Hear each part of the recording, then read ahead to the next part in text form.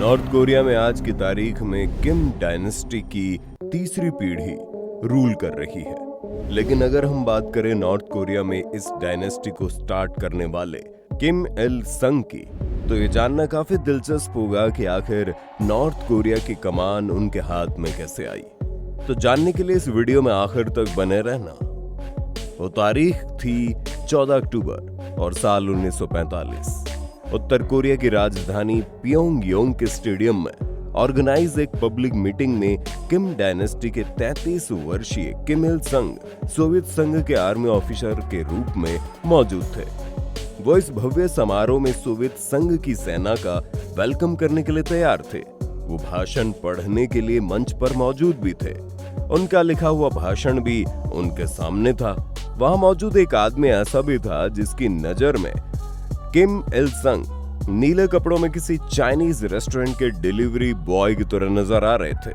North Korea की language भी ठीक से नहीं आ रही थी और इसके पीछे कारण ये था कि अपनी 33 साल की उम्र में से 26 साल वो निर्वासित रहे थे। उस समय के सोवियत एडमिनिस्ट्रेशन ने नॉर्थ कोरिया में उनके बिहाफ में रूल करने के लिए चो मिन सिक को चुना था, मगर जल्दी स्टालिन और उनके लोगों को समझ में आ गया कि वो चो मिन सिक को एक पपेट की तरह यूज नहीं कर सकते। दरअसल उत्तर कोरिया की बेहतरी के लिए चो मिन सिक ने सोवियत एडमिनिस्ट्रेशन के सामने कुछ ऐसी डिमांड रख दी थी जिसकी वजह से उन्होंने अपना माइंड चेंज कर लिया। भले किम इल संग का पहला भाषण फेल रहा हो, लेकिन नॉर्थ कोरिया पर रूल करने के लिए स्टालिन ने इन्हें चुना। इसके बाद 9 सितंबर साल 1948 को फाइनली नॉर्थ कोरिया में democratic Republic of north Korea को स्टैब्लिश कर दिया गया और किम इल संग यहाँ पर रूल करने लगे। इसके बाद किम इल संग ने जापानी सेना से लड़ने के लिए जिन लोगों को तैयार किया, उन्हीं लोगों को मिलाकर कोरियन पीपल्स आर्मी का गठन किया गया। इसके बाद ये साउथ कोरिया पर अटैक करने के लिए रशिया की हेल्प चाहते थे। इसके लिए वो मॉस्को स्टालिन से मिले, लेकिन स्टालिन ने उनसे कहा कि डिफेंसिव मोड में रहो, अगर तुम पर हमला हो तो रिटेलिएट करो। Under the living care of the fatherly leader के राइटर ब्रेटल मार्टिन अपने इस किताब में लिखता है, स्टालिन ने किम के अकॉर्डिंग साउथ कोरिया पर अटैक करने के लिए परमिशन तो दे दी, लेकिन इसके साथ शर्त ये रखी कि माओ भी इस हमले के लिए राजी हो। इसके बाद जिम बीजिंग गए और उन्होंने माओ को भी इस हमले के लिए मना लिया। 25 जून 1950 को सुबह उत्तर कोरिया की सेना ने रूस के 150 T-34 टैंकों को लेकर दक्षिण कोरिया पर हमला कर दिया। यह लड़ाई कुछ दिनों तक चली और उत्तर कोरिया के सैनिकों ने बुसान के कुछ इलाके को छोड़कर पूरे दक्षिण कोरिया पर अपना कब्जा कर लिया। अमेरिका के लिए हमला अनएक्सेप्टेड था और साथ ही एक चैलेंज भी। जापान में अमेरिकी सेना के कमांडर डगलस मैकआर्थर ने तत्काल जवाब देने के लिए सियोल के वेस्ट साइड में इंचियान के पास अपने सोल्जर्स को पहुंचा दिया। लगातार 6 महीने तक लड़ाई चलती रही और फाइनली अमेरिकी सेना ने नॉर्थ कोरिया की सेना को वापस उसी पोजीशन तक खदेड़ दिया जहां से उन्होंने आगे बढ़ना शुरू किया था। इसके बाद आने वाले 2.5 सालों तक दोनों तरफ से युद्ध होता रहा, लेकिन इसका कोई नतीजा नहीं निकला। रूस क्यूमिंग्स की किताब the Korean war a history के अनुसार अमेरिकी सैन्य कमांडर डगलस ने हिरोशिमा नागासाकी पर एटॉमिक अटैक के 5 साल बाद नॉर्थ कोरिया पर अगले परमाणु हमले का डिसीजन ले लिया था।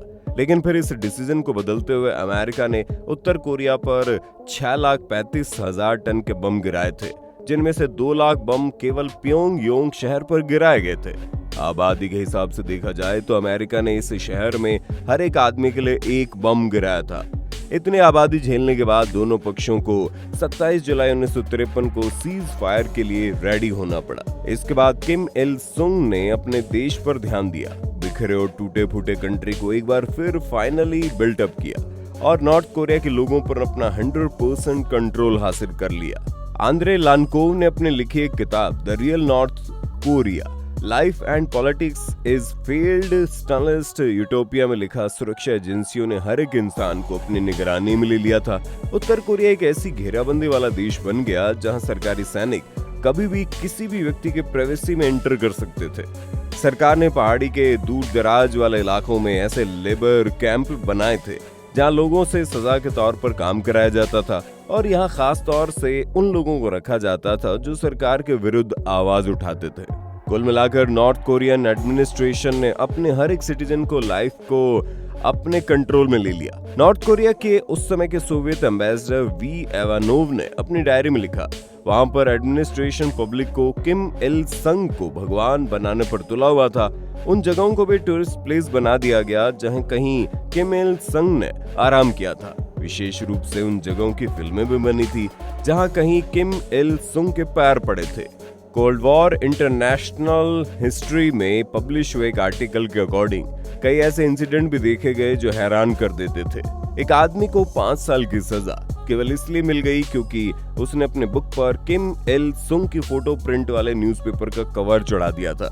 एक आदमी ने किम इल सुंग की मूर्ति को तरफ देखकर ये चिल्लाकर कहा कि आप लोगों को टॉर्चर कर रहे हैं, तो उसे 7 साल के लिए लेबर कैंप भेज दिया गया।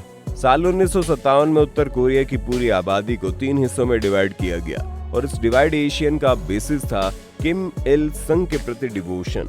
आबादी के 20% वर्ग को विरोधी करार दिया गया।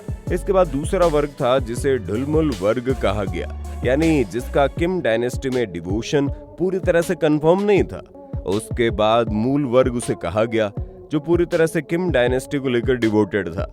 इस डिवाइडेशन के बाद पूरी की पूरी नॉर्थ कोरियन पॉपुलेशन में पार्शियलिटी का जो अमानवीय खेल खेला गया उसने पूरी दुनिया को चौंका दिया। किम इल संग के प्रति वफादारी के आधार पर ही यही तय होता था कि इन्हें जिंदगी जीने के लिए कितना राशन मिलेगा, कहाँ रहेंगे, क्या सुविधाएं मिलेंगी और बच्चों की परवरिश कैसे होगी। लोगों पर म्यूजिक सुनने, बीथोवेन सुनने, थिएटर वगैरह पर बैन लगाए गए। जिन लोगों पर विरोधी होने का शक होता था उन्हें भी प्योंगयांग छोड़कर दूर दराज के इलाकों में रहने के लिए मजबूर किया गया। ये सारी चीजें नॉर्थ कोरिया में पीढ़ी दर पीढ़ी एक दूसरे को ट्रांसफर होती चली आ रही है। साल 1956 में नॉर्थ कोरिया की राजधानी प्योंगयांग में एक क्रांतिकारी म्यूजियम तैयार किया गया जो कि लगभग 5000 एकड़ के एरिया में बनाया गया था। यहाँ पर किम इल संग की 12 आदम कद मूर्तियां बनाएगी। इस म्यूजियम के बनने के 15 साल बाद इस पूरे एरिया को 10 गुना बढ़ा दिया गया और ये 50,000 एकड़ में फैल गया।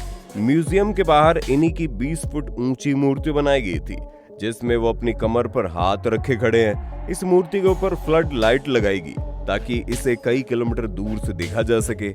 इस म्यूजियम में जापान विरोधी गतिविधियों को दिखाया गया।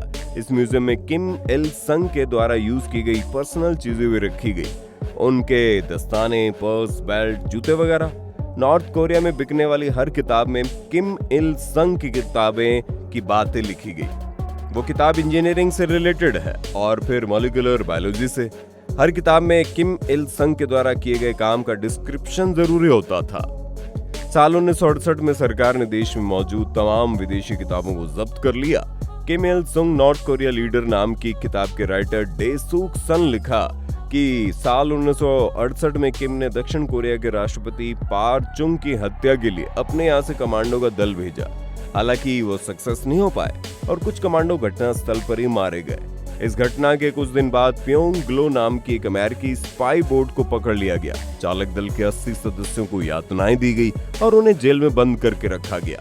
किम ने पब्लिकली अपने लोगों को इस काम के लिए बधाई दी, लेकिन एक लंबी टॉक प्रोसेस के बाद इन सभी लोगों को छोड़ा गया तो किम ने अपने 12 जनरल्स को बर्खास्त कर दिया। दिसंबर 1972 में किम को पार्टी अध्यक्ष के साथ साथ प्रेसिडेंट भी बना दिया गया। उनके नाम एक बिल्ला जारी किया गया जो नॉर्थ कोरिया के हर व्यक्ति को अपने कपड़े में बाईं तरफ रखना जरूरी है। किम की 60 एनिवर्सरी के बाद अब टेलीविजन पर किम के वीडियोस दिखाए जाने लगे। ये खबरें चलने लगी कि लोग फैक्ट्री में एंट्री और एग्जिट के समय किम की मूर्ति को नमस्कार करते थे। 8 जुलाई 1994 को 82 साल की उम्र में किम इल संग की मौत हो गई। पब्लिक में ये बताया गया कि महान हृदय ने अब काम करना बंद कर दिया। 10 दिन के राष्ट्रीय शोक की घोषणा की गई। इस दौरान लोगों को रोते हुए वीडियो रिकॉर्ड किए गए। साथ ही यहाँ की खुफिया पुलिस लोगों के चेहरे को गौर से देखती थी। जो रोने का ड्रामा करता उसके लिए सजा का हंटर तैयार रहता। ये थी नॉर्थ कोरिया में किम डायनेस्टी के संस्थापक किम इल संग की कहानी। इस वीडियो पर आपकी राय का इंतजार रहेगा। फिर मिलेंगे, तब तक के लिए जय हिंद, जय भारत, वंदे मातरम।